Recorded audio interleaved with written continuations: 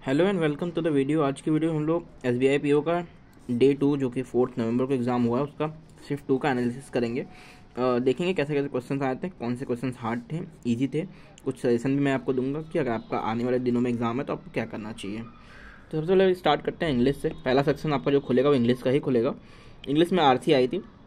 RC देखिए generally moderate to easy आ रही है, हार्ड RC नहीं आ रही है। मतलब इसमें भी 3 पैसेज थे लेकिन इजी थी। एक दो सिनोनिम एंटोनिम्स पूछा गया था, एक फिलर का क्वेश्चन था, मतलब ब्लैंक था, उसमें फिल करना था क्या फिल होगा। बाकी RC से क्वेश्चन थे, इन्फ्रेंस वगैरह क्वेश्चन नहीं थे, नॉर्मल क्वेश्चन से थे।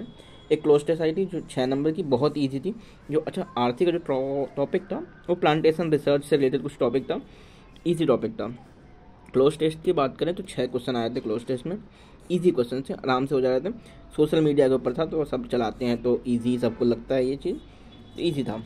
वर्ड वर्ड अरेंजमेंट आया था, इसके 4 क्वेश्चन थे। एरर डिटेक्शन के 4 क्वेश्चन थे। फ्रेज रिप्लेसमेंट के 4 क्वेश्चन थे।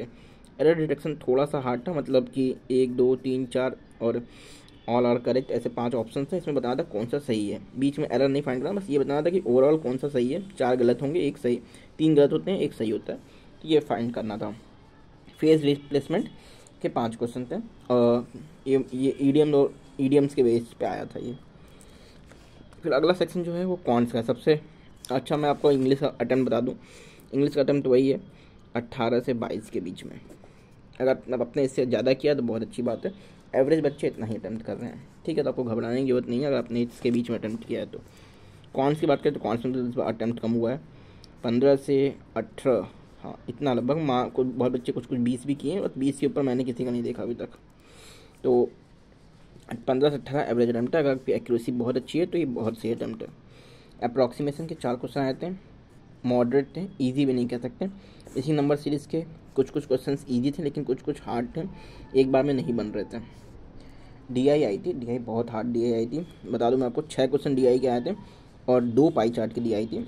बच्चा तो पहले उसको देख के डर जाएगा। आपके सामने ऐसा क्वेश्चन आया उसमें 2 पाई चार्ट बना हुआ है तो आप देख के डर जाएंगे। EBCD स्कूल था, उसमें स्ट्रीम साइंस कॉमर्स आर्ट्स के स्ट्रीम के बच्चे पार्टिसिपेट कर रहे थे। एक DI में इसका डाटा दिया था, एक DI में इसका डाटा दिया हुआ था। नेक्स्ट DI जो आई टेबल DI आई थी, सिर्फ टेबल था, 5 क्वेश्चन थे। तो आप समझ ही सकते हैं अगर सिर्फ टेबल DI है और 5 क्वेश्चन है तो इसके जो क्वेश्चन होंगे या जो डाटा होगा दोनों हार्ड होगा। ये भी हार्ड था, बहुत कैलकुलेटिव था, तो इसको भी बहुत बच्चों ने स्किप किया है। फिर एक केसलेट आई थी, केसलेट में वेन डायग्राम वाला केसलेट था जो कि इसके 4 क्वेश्चन थे। ये भी मॉडरेट कह सकते हैं, मॉडरेट था ये। फिर बात करते हैं अर्थमेटिक का। तो अर्थमेटिक के 10 क्वेश्चन आए थे। अर्थमेटिक कंपेरेटिवली इजी था as compare to DI।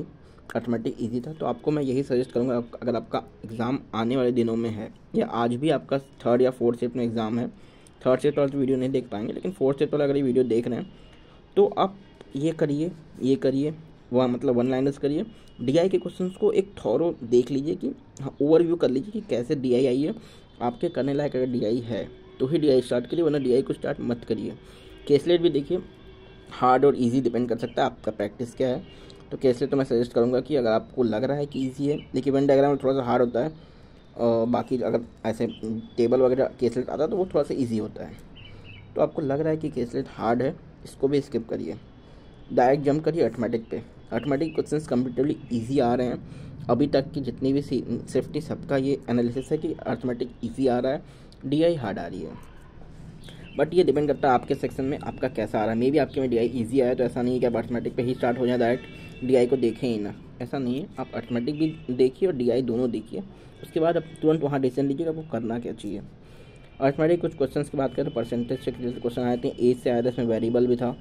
Mixture and allegation का था, SIC गया था, 2 साल के लिए इन्वेस्ट करा था, फिर उसी अमाउंट को 3 साल के लिए इन्वेस्ट करा था, कुछ डिफरेंस वगैरह दिया था इंटरेस्ट का, वो निकालना था। बोट एंड स्ट्रीम पे क्वेश्चन था और पार्टनरशिप पे क्वेश्चन था, ये था। कौन सा देख लिया आपने, एवरेज अटेम्प्ट जो ये इतना था।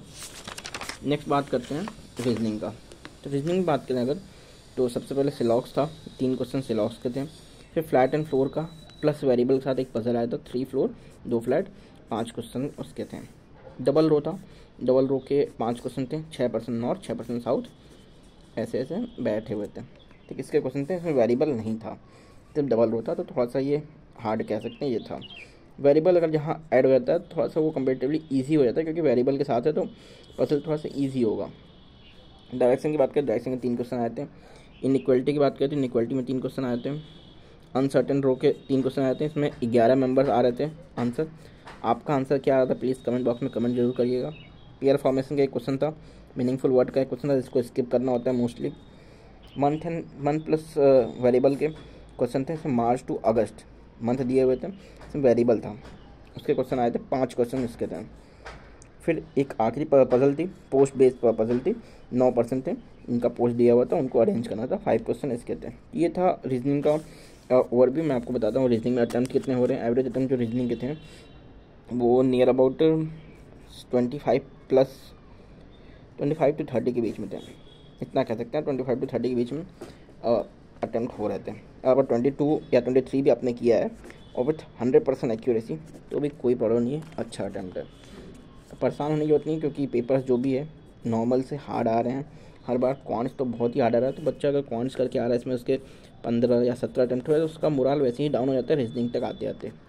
तो आपको ऐसा नहीं करना है, ठीक है, जो हुआ वो हुआ। अब नया सेक्शन खुला है कि नए एनर्जी के साथ आपको रीजनिंग करना है, उसको पूरा कोशिश करिए, क्योंकि रीजनिंग सबकी अच्छी होती है एज़ कम्पेयर टू कॉन्स।